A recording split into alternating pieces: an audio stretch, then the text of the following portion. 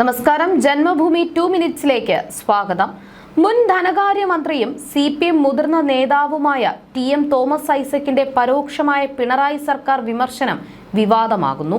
ധനമന്ത്രി KN ബാലഗോപാലിനും വിദ്യാഭ്യാസ തൊഴിൽ വകുപ്പ് മന്ത്രി ശിവൻകുട്ടിക്കും വ്യവസായ മന്ത്രി P രാജീവനും ചങ്കിൽ കൊള്ളുന്നതാണ് വിമർശനം. ജനുവരി 2-ന് എഴുതിയ ഫേസ്ബുക്ക് പോസ്റ്റിലാണ് CPM നയിക്കുന്ന ഇടതുപക്ഷ സർക്കാരിനുള്ള വിമർശനം. വിദ്യാർത്ഥികളെ ഇതിലേ എന്നത് പ്രസിദ്ധ സിനിമാ സംവിധായകൻ ജോൺ എബ്രഹാമിന്റെ സിനിമയാണ്. 1972 ഇറങ്ങിയ സിനിമയാണിത്. അന്നത്തെ കേരളത്തിലെ വിദ്യാഭ്യാസ നയത്തിനെതിരെയുള്ള കർശന വിമർശനമാണിത്. ജോൺ എബ്രഹാം മാർക്സിസ്റ്റ് പാർട്ടിക്ക് ഇഷ്ടമില്ലാത്തവനായതിന് ഒരു കാരണവുമായത് EMS സർക്കാരിന്റെ വിദ്യാഭ്യാസ നയത്തിന്റെ തുടർച്ചയായി അച്യുതമേനോൻ ഭരിച്ച കാലം.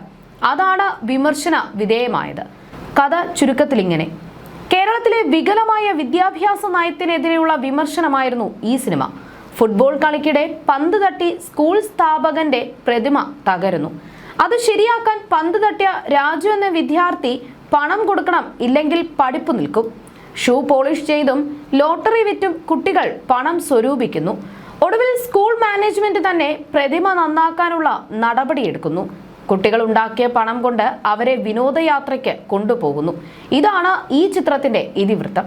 ജോൺ എബ്രഹാമിന്റെ അതേ നിലപാടിൽ കമ്മ്യൂണിസ്റ്റ് സർക്കാരിനുള്ള വിമർശനവും മലർന്നു കിടന്നുള്ള കാർക്കിച്ചു തുപ്പലുമായിരിക്കുകയാണ് മുൻ മന്ത്രി ഐസക്കിന്റെ വിമർശനം.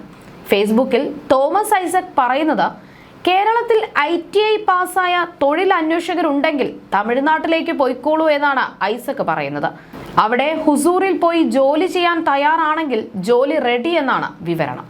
ഇവിടെ പഠിച്ചിട്ട് ആ പഠിപ്പ് കൊണ്ട് ഇവിടെ ജോലി ലഭിക്കില്ല. അതിനാൽ ഉദ്യോഗാർത്ഥികളെ അവിടേക്ക് കയറ്റി അയക്കാൻ സംസ്ഥാന സർക്കാർ തന്നെ പദ്ധതി ഒരുക്കിയിരിക്കുന്നു എന്നാണ് ഐസക്കിന്റെ വിവരണം. സ്വകാര്യ മേഖലയിലെ ഈ പദ്ധതി സംസ്ഥാന സർക്കാരിന്റെ സഹകരണത്തോടെയാണ്. ഒരു കാലത്ത് കമ്മ്യൂണിസ്റ്റ് പാർട്ടിക്ക് കുത്തക മുതലാളിയും ബൂർഷ്വാസിയുമായിരുന്നു ടാറ്റയുടെ ഇലക്ട്രോണിക് സിറ്റിയിലാണ് ആപ്പിൾ ഫാക്ടറി. അതിനെയും ഐസക് പരോക്ഷമായി വിമർശിക്കുന്നു. ആദ്യത്തെ 300 പേരുടെ ബാച്ച് പോകുന്ന 6 ബസ്സുകളുടെ ഫ്ലാഗ് ഓഫ് ചെയ്യുന്നത് മുഖ്യമന്ത്രി പിണറായി തന്നെയാണ്. തിരുവനന്തപുരം കനകക്കുന്നിൽ ജനുവരി 11-നാണ് ഫ്ലാഗ് ഓഫ്. വിജ്ഞാന കേരളം എന്നാണ് പദ്ധതിയുടെ പേരെന്നും ഹാസ്യാത്മകമായി വിമർശിക്കുന്ന ഐസക് തമിഴ്നാട്ടിലെ ഹുസൂരിൽ ഒരുങ്ങുന്ന വ്യവസായ സംരംഭങ്ങളെക്കുറിച്ചും വിവരിക്കുന്നു. ഇതും പിണറായി സർക്കാരിനുള്ള കുത്താണ്.